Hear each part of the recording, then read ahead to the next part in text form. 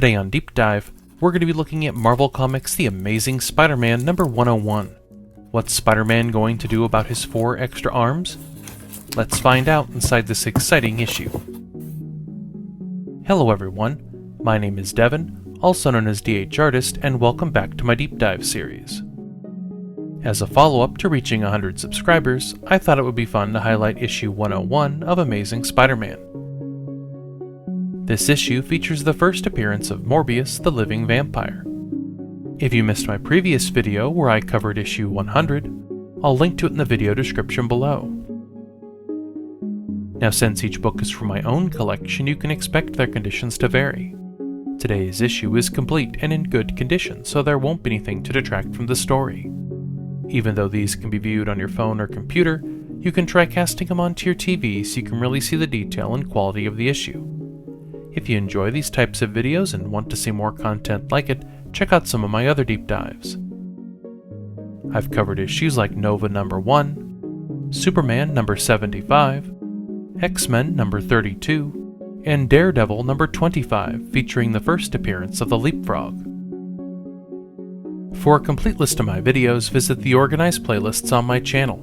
I post new comics each week, so be sure to subscribe so you don't miss another issue. Amazing Spider-Man number 101 was published in October of 1971. Editor-in-chief was Stan Lee. Cover artists were John Romita, Gil Kane, and Artie Simek. The story, titled A Monster Called Morbius, was written by Roy Thomas, penciled by Gil Kane, inked by Frank Giacoia, and lettered by Artie Simek.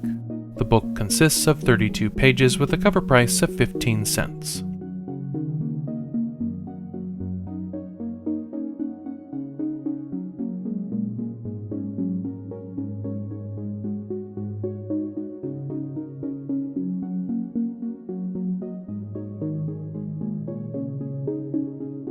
Our story picks up where we last left off. Peter Parker has grown 4 arms. This was a result of him creating a serum to remove his spider powers so he could live a normal life. His panic and confusion is interrupted when Gwen calls. She wants to hang out, but he declines because she can't see him like this. As he envisions the good that can come from his new arms, he worries what might happen to Aunt May if she saw him, what with her heart condition and all, and Peter's concentration is again broken by the ringing of the phone.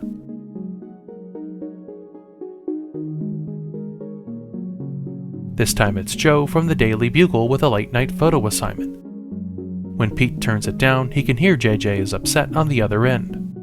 Hanging up the phone, Parker decides to call someone who might be able to help. Dr. Kurt Connors.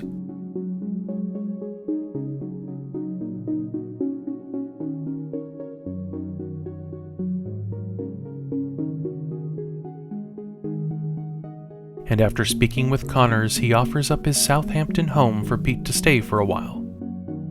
Parker accepts the invitation and soon web-slings from the city to the Southampton residence. When Pete arrives at the secluded estate, he becomes confused when his spidey senses alert him to an aura of death and decay emanating from its direction.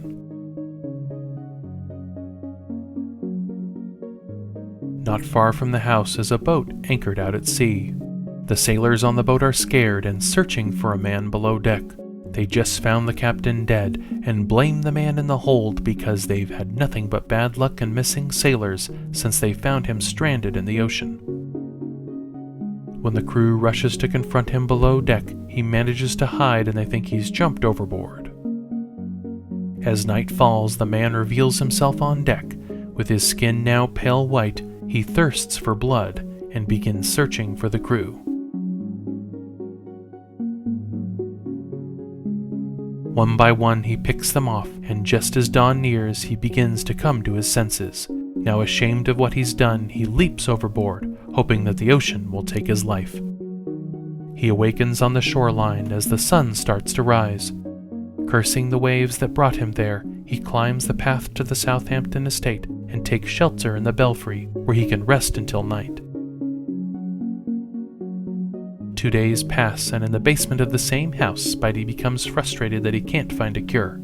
As he smashes a vial in frustration, Morbius awakens from upstairs and descending into the basement, lunges at Spider-Man, and the two start to battle. Some of the fun advertising found within this issue is a half-page ad for kids to order 4 Stranko posters. There's a full-page ad for kids to join the Olympic Sales Club, and near the back is a half-page ad for kids to order 7-foot-tall monsters for only $1. As they battle around the house, Morbius knocks Spidey back down the stairs, leaving him in a dazed state.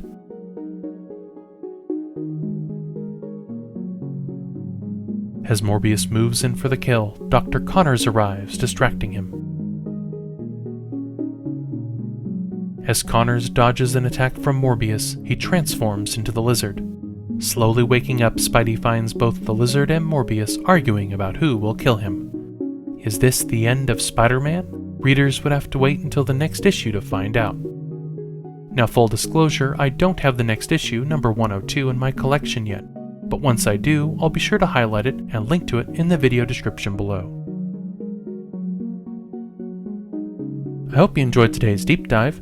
If there's a particular issue or comic you'd like me to flip, drop it down in the comments section and I'll see if I can add it to my pull box. If you enjoy these types of videos, please subscribe to my channel. As always, please consider liking and feel free to share this video. And until next time, deep divers, thanks for watching.